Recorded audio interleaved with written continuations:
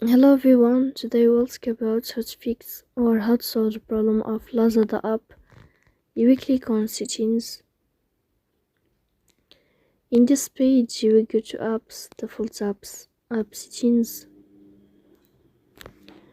On above you will search about Lazada app and you will click.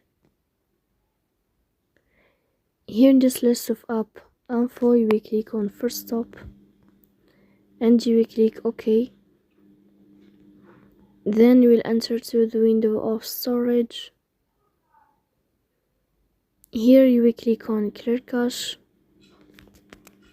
but pay attention, don't click clear data because that can delete your account.